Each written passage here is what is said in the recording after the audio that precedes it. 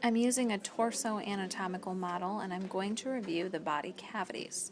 First, not shown, we have the cranial cavity, which is comprised of the cranial bones and contains the brain.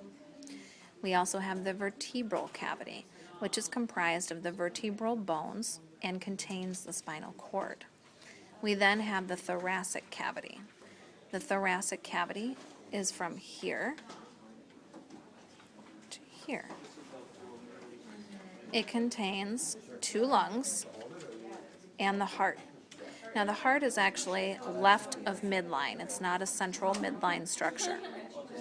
The thoracic cavity is further subdivided into 3 categories. We have the pleural cavity, which surrounds only each lung, the pericardial cavity, which only surrounds the heart, and then we have the mediastinum, which is the central area between the 2 lungs. So the mediastinum will include the heart, even though it is not midline, the esophagus, the trachea, and a number of other structures.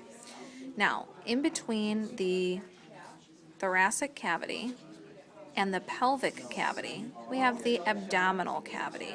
Sometimes we just call this entire thing the abdominal pelvic cavity. The separation point between thoracic cavity and abdominal pelvic cavity is the diaphragm, which is a thin sheet structure right underneath the lungs.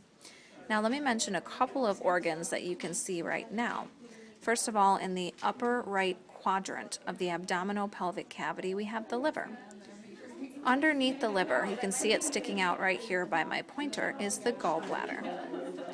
Left upper quadrant holds the stomach. We have the small intestine, this entire area right in the center, which is surrounded by the large intestine in gray.